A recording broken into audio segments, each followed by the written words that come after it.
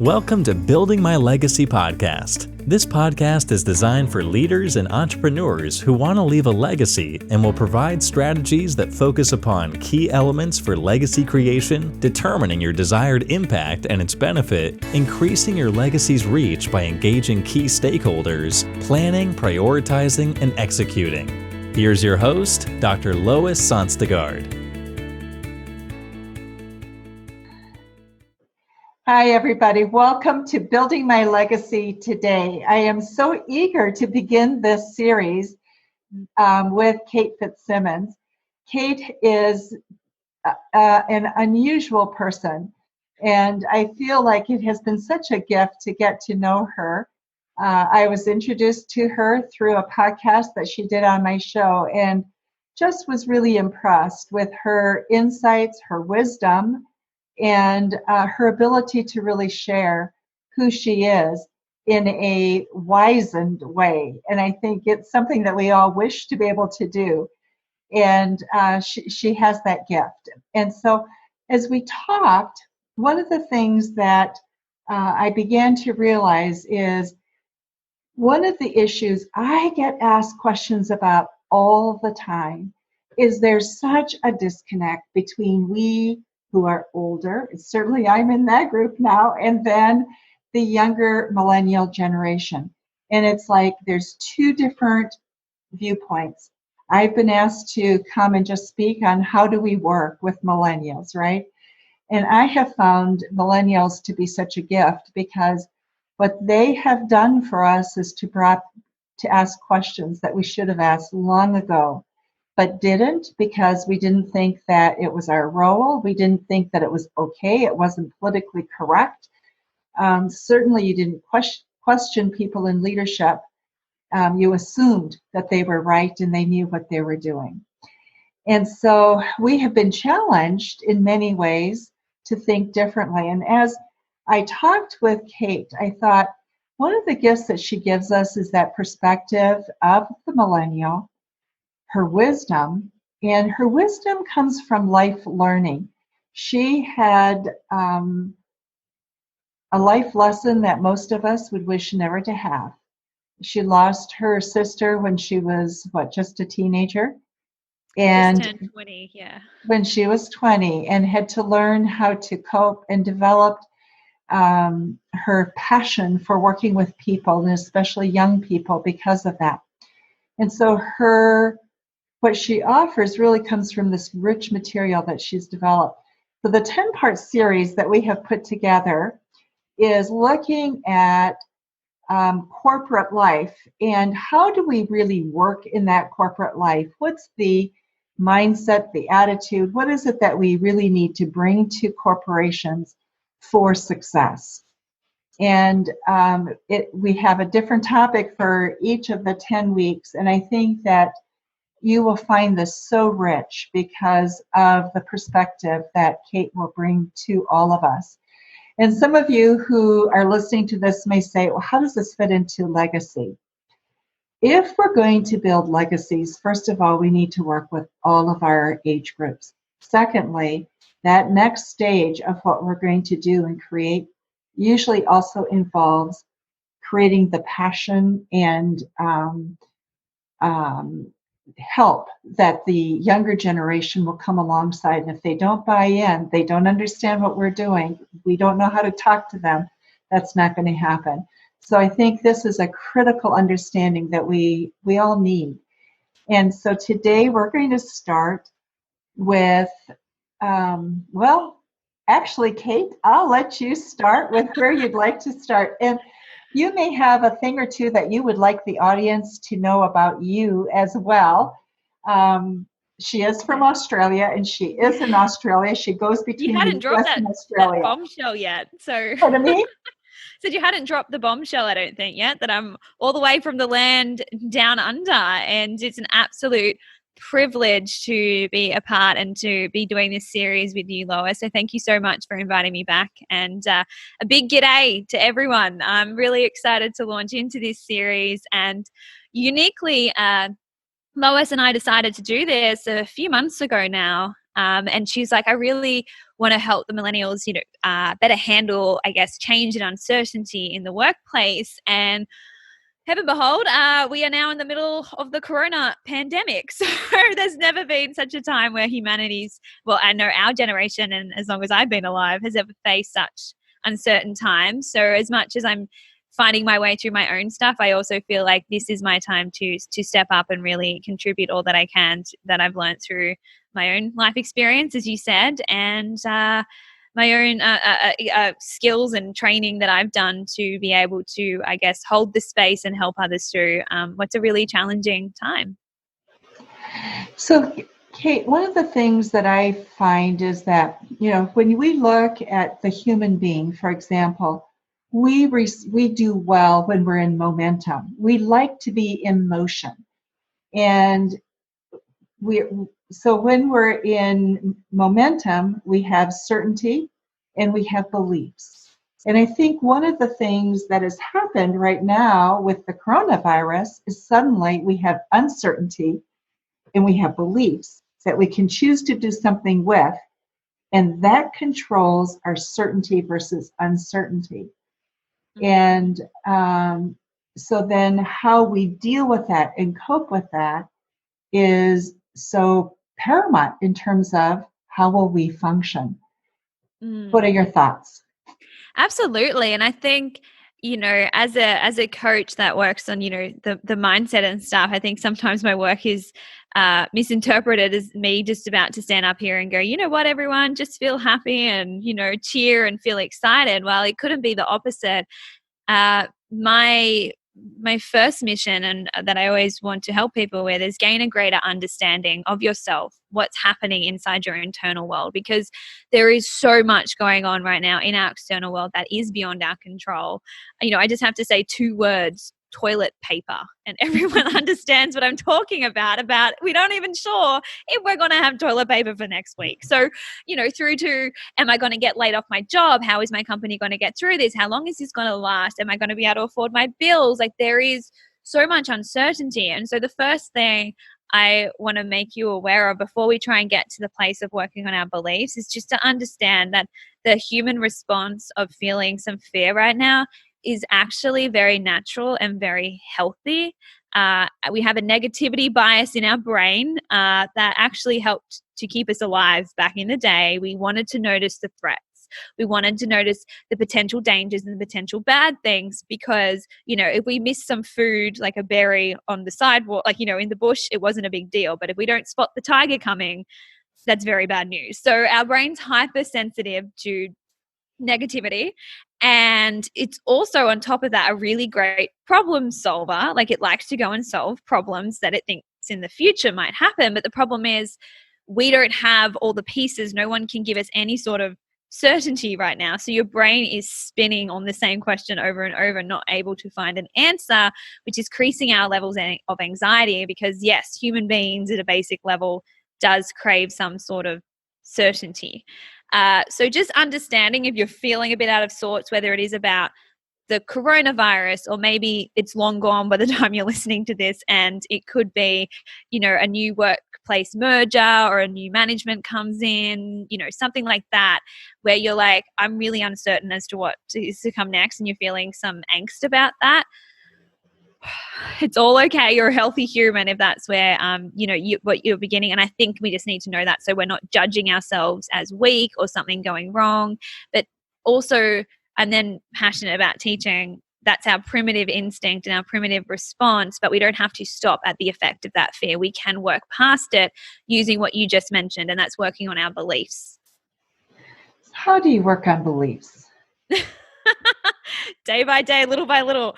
So it is by recognizing, as much as we have the primitive part of our brain, we also have the purposeful part that can think beyond just those primal instincts and really plan for the future and think on purpose and make deliberate choices and problem solve and think creatively and strategically. And it's really firing up that part of our brain and getting ourselves to think consciously and training that day in, day out. Just with, as I said, like some of the skills I'll teach you is like, the power of questions and directing your brain towards like, this is the problem I want you to solve today, not trying to solve when Corona might be over, but how can I show up, as a valuable employee? How can I add value today? How can I make this my most productive day yet? Like, getting your brain to focus on answering those questions lights up an entirely different part of your brain that you can access greater wisdom and be able to connect the dots in a way that when you're spiraling into that place of helplessness and overwhelm, your brain shuts down on accessing that part. So we need to work on asking ourselves questions that are going to find thoughts that then build beliefs that empower us. What kind of questions do you think are most helpful to ask? Because it's almost like you have to have questions in your mind prepared, right? Because when you all of a sudden go, wow, I wasn't prepared for this, you're suddenly in reaction. So to move out of reaction, you have to have in your head already a question that you could start to ask that will begin that shift. So how do you trigger that process for you, and what questions do you just innately bring up to shift you?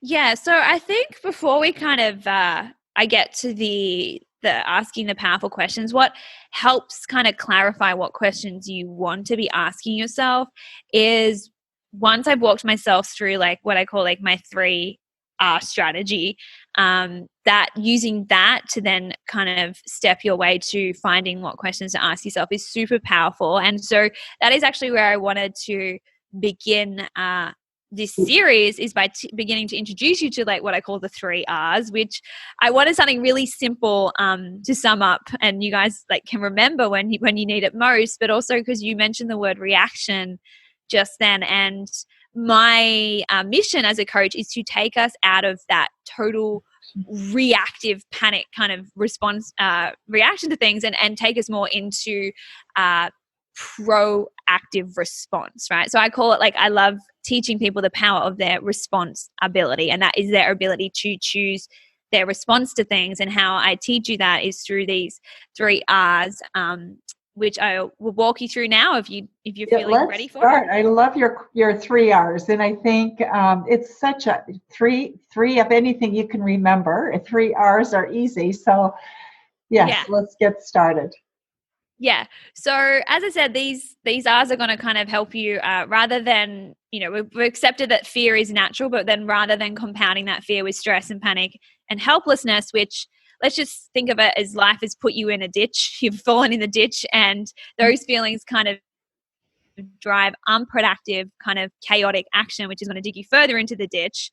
I'm all about going, okay, we're in the ditch now, and we have a choice whether we're going to dig further into it by compounding negative emotion with negative emotion, or whether we partner up some sort of, fear and a bit of anxiety with emotions that are going to help you begin to build your ladder out of the ditch. So things like acceptance and curiosity and determination and commitment, they're way more useful and likely going to drive way more productive action. But before we kind of work on dealing with our thoughts, we can't do that until we become aware of our thoughts. Like, we can't change what we're not aware of, which is what this first R is all about, and teaching you that whilst we don't always have control of what's happening in the world, we are in control of how we experience, because no one can take away this power of your response ability. And this first R of recognizing is life-changing within itself, because we really are brought up in a way that makes us kind of believe that all of our feelings are being caused by all these things that are happening out there in the world and in our lives, and how people act or treat us, that's the cause of how we feel. I mean, think about how often we say things like, I am so stressed out because of my boss and how much he's put on my plate, or I'm so frustrated because my colleagues never listen to my input, or I'm so anxious because I don't think I'm going to be able to afford my next payment for rent, because of the cutbacks from the coronavirus. Like, we literally all run around in our lives thinking it's all the outside world that has the power over how we feel. And that, of course, tends to lead us to have this obsession of wanting to try and control or avoid certain people or certain situations in order to control how we feel. Things like, I'm going to leave my job so I no longer have to feel frustrated about my boss, or I'm going to, make a report about my colleagues to my manager about their behavior so he can try and get them to listen or be different. Like, we literally think that in order to change how we feel, to try and feel better, we have to change the circumstances outside of us to do that, which I don't know about you, but I quickly realized as I stepped out into the quote unquote adult world, that kind of made me feel like a hamster on a wheel, like trying and trying and trying, because it's exhausting. It's like never ending, because there's always things that are constantly changing around us. And then we feel like we have to constantly control them. And in the big picture, it ultimately really feels like it gets us nowhere. Because just when you feel like you've got one situation under control, another one spirals out of it. And in fact, I remember back when I was beginning my corporate job, so I graduated from university with a business degree, majoring in marketing. Then I got a graduate position with a global consumer goods company called Reckitt Benckiser. And I remember when I was fresh out of graduating and starting the job, I remember thinking, if only I had some sort of remote control that could just control everything and everything that's going on around me, then I'd feel better. And, I'd feel like I had some sort of control, and life would finally be like, don't you just sometimes wish that you could just kind of remote control some people and how they're showing up, and just make them be a little bit more patient or a little bit more understanding, or kind of we could just remote control coronavirus out of the world? Like, that would be amazing, right? And I can't say that I've discovered a remote that quite does that, but I really feel like I've discovered the next best thing in putting to practice these 3 R's. And so, as I mentioned, the first step is recognizing our own thinking.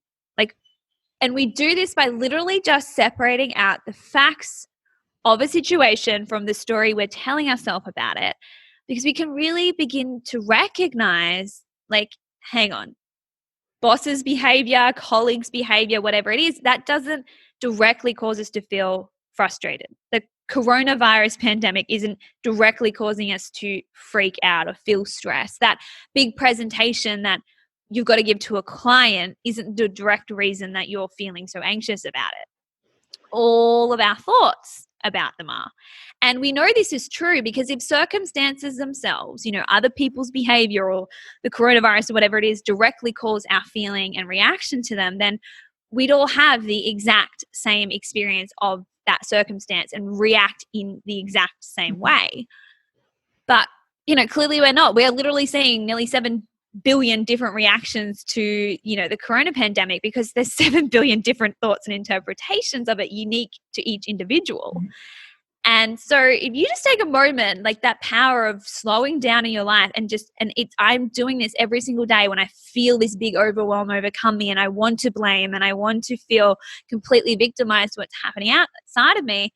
When I just separate out the pure neutral facts of a situation, you really begin to recognize hang on, everything that's happening outside of me at a factual level is really completely neutral. There's no inherent meaning in what's happening outside of us. And this includes other people's actions and what someone says and the weather and, your boss's performance review or the coronavirus and any changes in circumstances it's causing. For example, let's give a really practical, quick example of your boss says to you, you're not performing up to standard. That doesn't directly cause you to feel, really ashamed about that until you have a thought I'm not good enough to do this job. His words aren't causing that, it's your interpretation of it. Or think about the amount of money in your bank account, $200. Let's just say that's what's in your bank account. That is a circumstance. And that doesn't cause you to feel stressed out until you think, I don't have enough money. Can you see how it's really, when it triggers thoughts, it's those thoughts that's ultimately then causing the stress. It's not like the money in the bank account can jump out and implant stress in you, or, a colleague speaking on top of you in a meeting doesn't cause you to feel frustrated until you think, oh, he's being so disrespectful. It's that thought then that's causing the frustration, not your colleague. It's always in our own thinking and interpretation and what we make something mean in our own mind. And this is often difficult to understand at first because we're not taught this from a young age. So let's just take a really simple, practical example. So let's just say your boss says to you, you're not performing up to standard. Those words in within itself, what he says doesn't cause you to feel really ashamed about that. It's until you have thoughts like, I'm not good enough to do this job. You're taking his words and making it mean something that causes you to feel ashamed, or the amount of money in your bank account of like $200. Like that is a circumstance. That just is what it is. It doesn't cause any sort of stress until you make that mean I don't have enough money then. That interpretation causes a stress. Or a colleague speaking, so often we're saying, oh my gosh, just frustrate me. But we're a little bit confused by that, because really we don't feel frustration until, they speak over you and then you think something like, oh, he's just so disrespectful. He always does this. It is always in our own thinking, in our interpretation and perspectives, and what we make any outside circumstance mean in our own mind, which causes how we feel. And this is difficult for us to kind of wrap our minds around at first, because no one teaches this we're all running around going, did they hurt your feelings? Did that happen? Like, we're taught that the outside world ultimately has power over how we feel. So this is really hard. No one teaches us this skill of awareness of our own thinking. We're just running around immediately believing and reacting to all of what I call ANTS, and that stands for automatic negative thought. So ANTS. And these ants are just coming from that negativity bias. They're always very quick and they're likely, like I said, going to be negative. And we just believe and react to them as if they're true.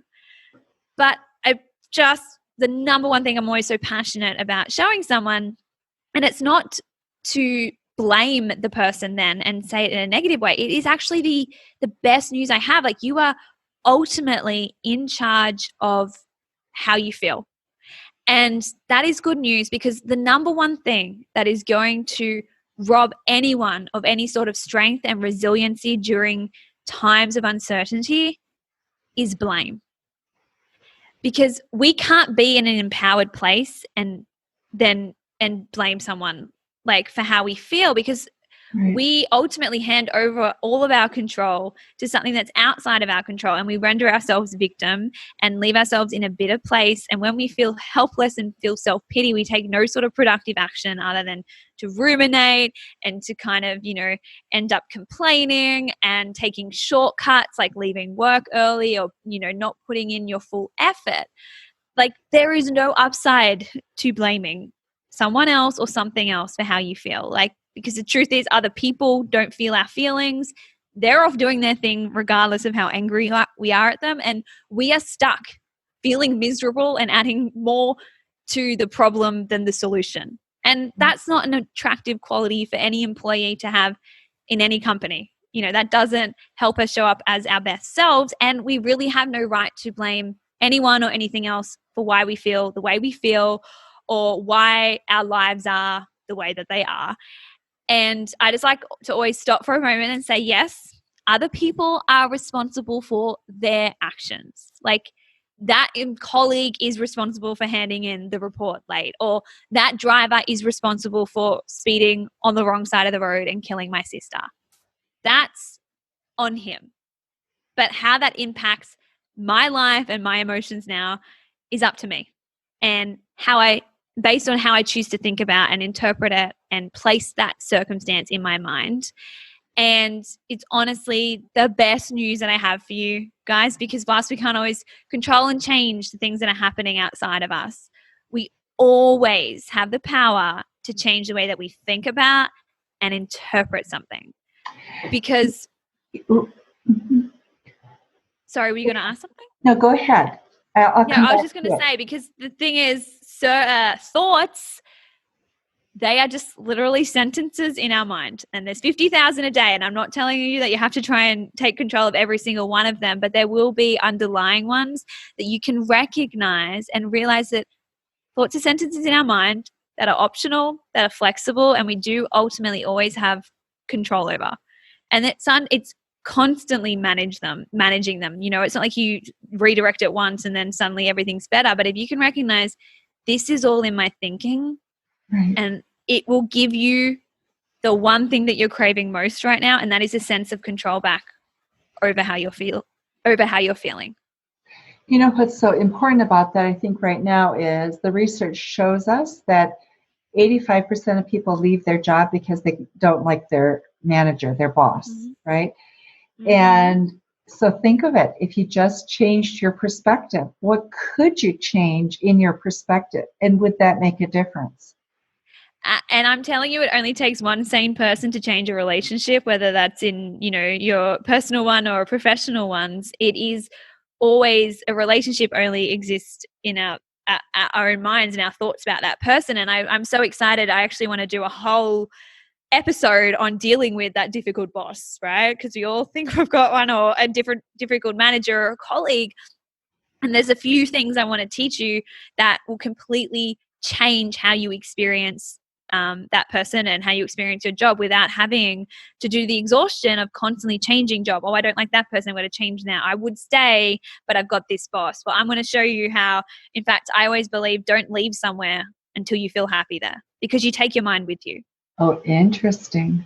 Very interesting. Your mind's going to go with you. And if your mind is trained to see negatives or to see people or certain attributes in people in a negative way, like, you might get away. It's like, I always think of, when you're trying to push things down and you push one down, but then the other thing pops up, and then you're constantly trying to, it's always going to pop up somewhere else because, I can't wait to dive into the difficult boss. I will save it for that episode, so people tune in and learn, because that could take us down a rabbit hole.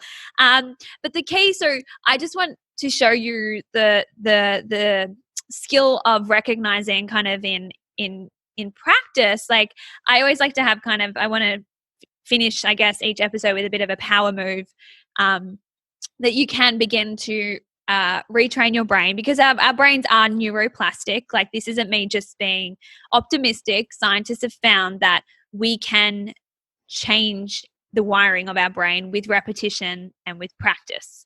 That's why we're doing this over 10 episodes, because the more you keep tuning in and listening in and firing up different neural pathways in your brain, the more ingrained they begin to feel, and the less you're firing up those other ones. This practice is worth it. And I'm living proof of that, because my mental strength at once was very fragile. But I've worked through these 3 R's day in, day out. And now I want to give firstly the awareness, and then the inspiration of why I encourage everyone listening to do the same. But the shift I really want you guys to make, and I do have a worksheet that will do this for you, and I also want to encourage you to do it in your own mind, is just to make this shift of like watching your own language in your head of how we want to run around and say things like, I'm so scared because this could mean I could lose my job. And just recognize you're scared. Like, oh, I'm scared because I'm thinking this means I'm going to lose my job. Or rather than I'm so stressed out because I don't know what's going to come next, recognize I'm stressed because I'm thinking I don't know what's going to come next. Or rather than I'm so anxious because I'm not good at public speaking, recognize I'm anxious because I'm thinking I'm not good at public speaking. So can you see that just by putting those words of I'm thinking, that's a thought, recognizing it, you take power back, because all the thoughts within your own mind. And that's where I can help you do some work. I can't help you go and make your boss different. I can't help and go and eradicate coronavirus for you, but I can help you retrain your brain and redirect these thoughts and change your perspective on things. That is the only thing we ever have power over in any given situation. And so the power move for today is to practice separating out the facts of the situation from your own thoughts about them, and write them down in what I call like a thought download. Like, I love to brain dump everything out each day before I'm sitting down. I'm trying to be productive. I'm getting out of my head everything that's going in on it. And suddenly I could begin to realize, like, oh, no wonder I feel so anxious if these are all the thoughts that are circling around in my head. And so the power is like even just taking 3 thoughts that you recognize and go, oh, that's just a thought, and rewrite every thought you have of, I'm feeling anxious right now because I'm thinking, I don't think I have what it takes. Or I'm feeling, I guess, really frustrated right now because I'm thinking my colleague never stops talking over me. Like, we have to recognize all of these thoughts. And then that's when we can work on going to the next R, which is another super powerful step of just taking a moment to reflect. because we're very aware of what's happening in the world. We're not taking much time to reflect on what's happening in our internal world. And I really do want you, though, to take this moment of recognizing the thoughts and attaching, I am thinking this, not this. This is not the reality of the situation. This is not a circumstance outside of me. This is a thought in my own mind. And this exercise might not help you feel better instantly, but as I said, it's giving you the one thing you're craving most, and that is a sense of control back in a situation that may very much be beyond your control. Because at least this helps you take power back over how you feel, because we can't change what we don't take responsibility for. But once you do take that power back, you get the power back to change and influence how you're feeling and reacting. And at least you no longer feel stuck in that victimized state of feeling out of control and just living from that primal fear that is going to drive irrational behavior during crisis and uncertain times. Again, insert toilet paper here. We're seeing the world react just out of this panicked fear. And you can't change what's happening around you. But if you by recognizing your own thinking, you're one step closer to changing the impact it's going to have on you to be far more empowering and useful. And I really am a big believer that these hard times, especially right now, what we're going through in our world, these really are our greatest opportunities to create and contribute and grow more into the kind of person and employee that we want to be. But that does not just magically happen. It is through practice and something that we create through taking charge of our own mindset and what we're focusing on throughout any experience. And these 3 R's are going to walk you through how to do that. So this is the first R, and yes. we will come back and go through the other 2.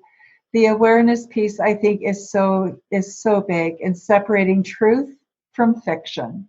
Mm-hmm. And so thank you so much, Kate, for that.